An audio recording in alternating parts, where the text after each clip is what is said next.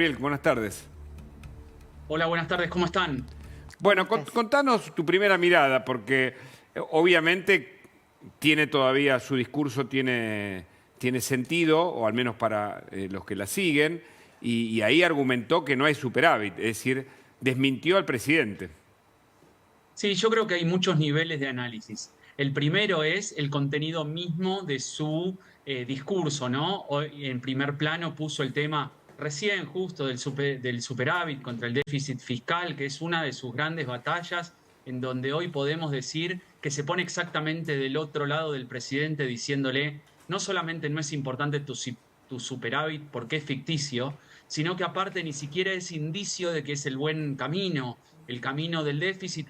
Grandes países del mundo lo están recorriendo y sin embargo ese no es el problema. Por lo tanto, no solamente me estás mintiendo o le estás mintiendo a la sociedad con el tema del superávit, sino que además, si tuviésemos déficit, debo decir que en la época y en los gobiernos de Cristina, sobre todas las cosas, el déficit era constante, ¿no?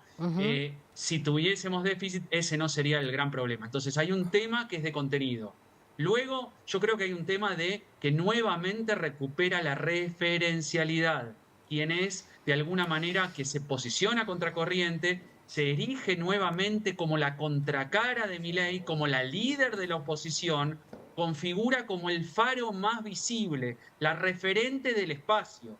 Y eso tiene una contracara, porque está clara, me parece, la posición en la que se está colocando. Pero la contracara de la moneda es que de alguna manera si ella, que es la 2 veces presidenta, ex primera dama, ex senadora, ex diputada, reelecta, no es simple conseguir dejar el espacio para quien pudiera sucederla en el espacio como una especie de renovación que el peronismo diría que pide a gritos. Por lo tanto, volvemos al esquema, sin ella no se puede, con ella sola no alcanza. Y también me parece, Gabriel lo acaba de mencionar, ¿no? Más allá de la fecha, ya hace referencia a la ley bases. Es cierto que uno sabe que todo el espacio en bloque va a votar en contra, pero también hay que ver qué pasa con el número en el Senado, ¿no? Me parece que también este dato no es menor, que la haya mencionado ya cuando el tratamiento empieza en horas el lunes.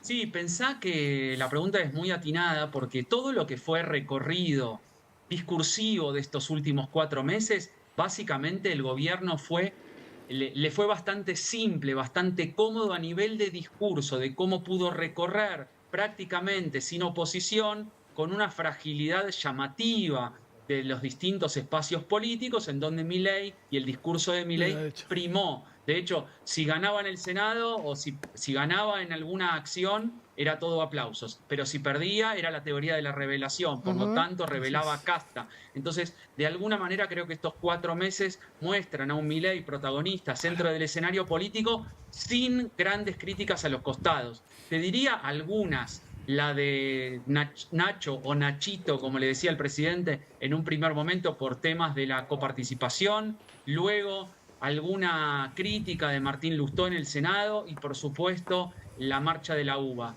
Sacando esos momentos importantes, relevantes, que el presidente con pragmatismo lo circunscribió, no hay un discurso sostenido de la oposición a contracorriente de lo que se está hablando. Por eso la batalla, creo, por el déficit fiscal que muchos países del mundo tienen y el superávit fiscal en el que Cristina ataca diciéndole al gobierno de Milei, es ficticio lo que nos estás presentando, nos estás mintiendo, nos estás manipulando como si fueses parte de la casta de lo que tanto nos acusás.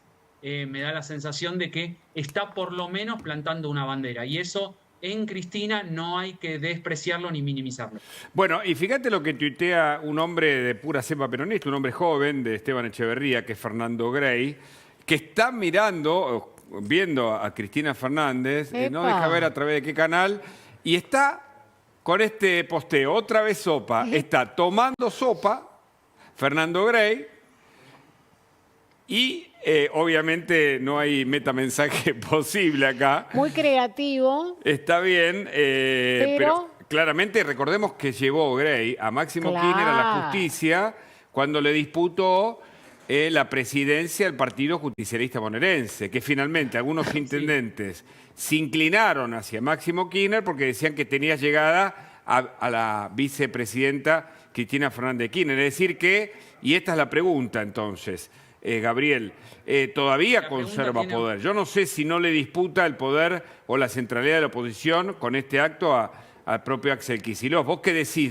detrás de quién va la oposición recontra fragmentada, por cierto, ¿no? Y disminuida, claramente? Sí, sí, sin duda que dijimos, hay un tema de referencialidad, hay un tema de contenido y el tercer punto que dijimos que íbamos a dialogar era sobre la interna. ¿Qué mensaje está dando hacia la interna? ¿Por qué ahora y en dónde lo está haciendo? Lo está haciendo en Quilmes, junto a Mayra Mendoza, cuando tuvo hace poquísimos días un tenso cruce con el gobernador Axel Kicillof. ¿Y por qué ahora? Porque me parece que está de alguna manera anticipando una movida sabiendo de que se viene en exactamente 12 o 16 meses una interna feroz dentro de la renovación del peronismo y de algún modo lo que está diciendo es miren que conmigo miren que yo estoy aquí presente y sin mí. Nadie quiere perder. No el que pierde poder pierde, ¿no, Gabriel? Sintetizando, ¿no? Sí, y hay una disputa, por supuesto que el peronismo sabe de disputas y también sabe que la forma de resolverlo es primero tensando la cuerda. En general, en las últimas negociaciones, lo que se hizo fue conseguir unos acuerdos en último momento. Recordemos la negociación para que Sergio Massa sea candidato a presidente luego de 24 horas en las que se pensaba que iba a ser Guado de Pedro. Totalmente. Por lo tanto, lo recordamos. La famosa bolsa de gatos, ¿no? Sí. Gabriel, no te vayas. Escuchamos un tramo más, por favor, de la ex vicepresidenta. A ver, ¿qué dice? ¿Cómo no? La gente cambió de rumbo en este péndulo que es la Argentina hoy. Gabriel, tu mirada sobre las palabras de Cristina Kirchner. Sí, me parece que es claro que busca recuperar representatividad, esa representatividad perdida. Se coloca como la contracara de Milei, sin duda, y eso tiene un efecto otra vez, de polarización. Se pone al hombro, mira, te diría esto que me parece que es clave, ¿no? Se pone al hombro la representación del Estado también. Es ella quien defiende al Estado. Y en ese sentido, anula al PRO, complica a la UCR y genera un ida y vuelta con Milei, como ya lo hizo con Macri. Entonces, de alguna manera, vuelve la situación bipolar. ¿Es Cristina o es Milei? ¿Es el peronismo o es la Libertad Avanza? ¿Qué hay alrededor de todo eso? Bueno, te diría que en una confrontación de titanes, en ese sentido, los demás quedan pequeños y aislados.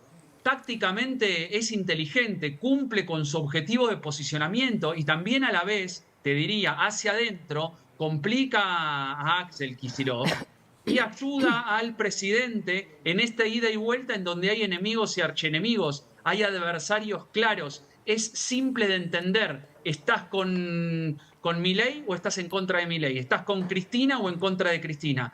Volvemos a una polarización que electoral y tácticamente es interesante. Si miramos en el largo plazo y en la estrategia como país, siempre nos complica. Gabriel, gracias por ayudarnos a entender. Seguramente va para largo, porque ya dijo más adelante voy a retomar el tema vaca muerta, así que gracias siempre por acompañarnos. Por favor, un placer. Gracias. Tenemos un